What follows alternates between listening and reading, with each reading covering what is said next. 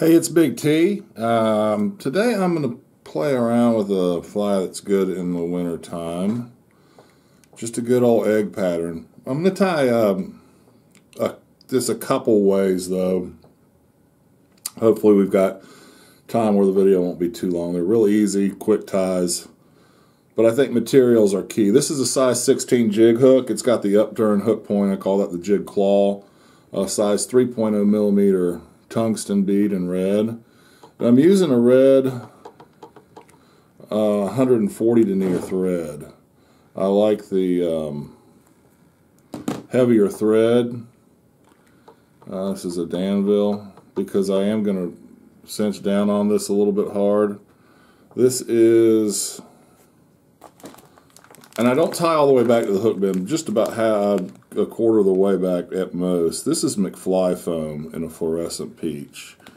This, I believe, firmly is the key to a nice round egg. And what I'm going to do is I'm going to take a couple of strands so it's not really super thick. I'm going to place it down, and I want to really come over top a few times and really cinch down good on that. Once I've done that, I'm going to wrap underneath and behind, pulling this forward, and go around the bead once, up and behind, pulling it forward, up and around the bead a second time with several wraps. And then I'm going to go ahead and whip finish on this fly. By going around the back of it, that should keep that material from sliding down the hook as you fish the fly. So once we've done that, we've trimmed off the excess, we're in the position to cut our material. And what we want to do is we really want to pull this together as tight as we can. And I've got curved scissors, but it shouldn't matter. And I'm going to trim that right there, maybe 1/8 of an inch. The shorter you go, the smaller sphere you're going to create. That's not a bad size there. And I like to just kind of trim up any loose, fuzzy areas that don't look quite right. This is a size I like to fish here. I will actually, there are two ways to reduce the size.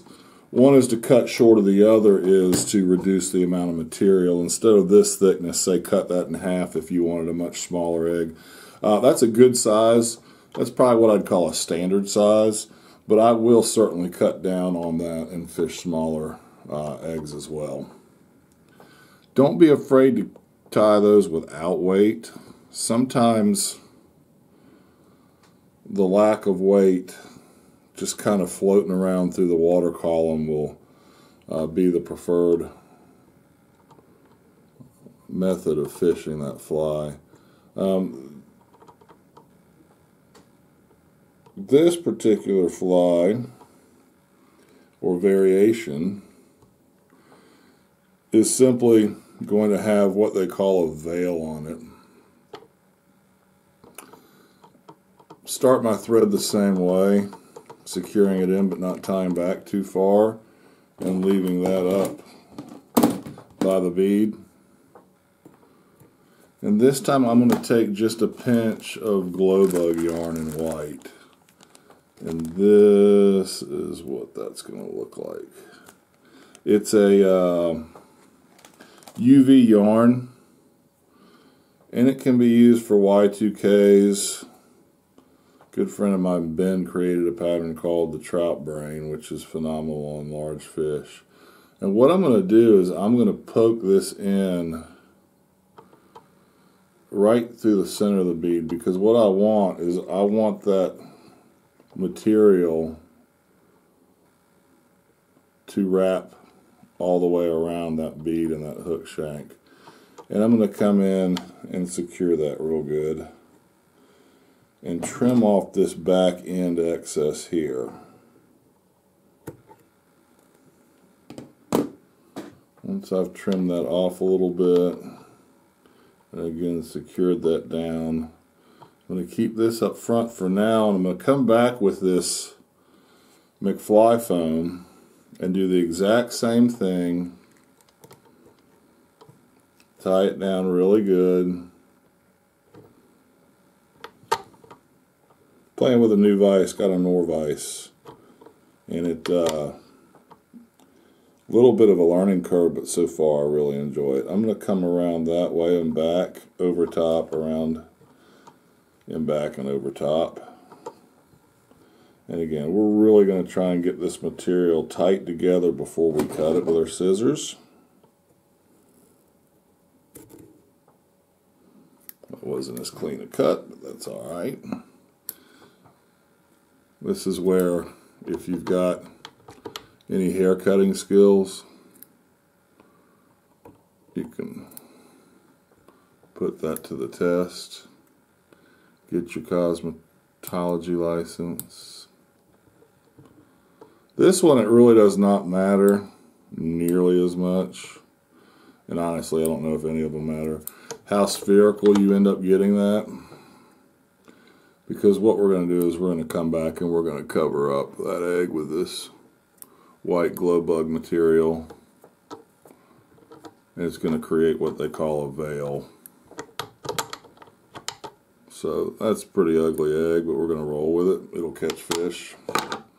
So now that I've done that, I'm going to start spreading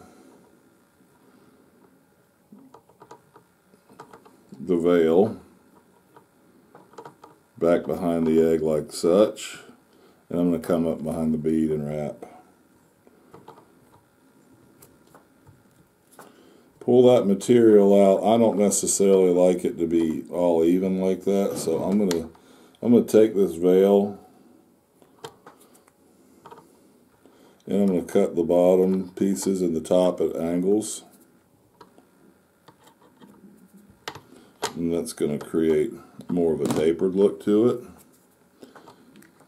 And I don't know that the video is going to show this real well. I don't know if there's a way to create different lighting. I think that might show it a little bit better. But you can definitely see through, and when you start fishing this fly, without question, you'll be able to see through that veil to see the fluorescent peach egg underneath. We're going to whip finish that and tie that off good. And there you have it, both a regular egg traditional style as well as one with a veil. This is a fly that I do like to tie and fish on a jig hook, because it's not uncommon when I'm fishing these with this weight to bounce those along the bottom, and I think it does prevent hook hang-ups. I appreciate you watching. Please subscribe to my channel. Visit my store for these materials and more at BigTFlyFishing.com.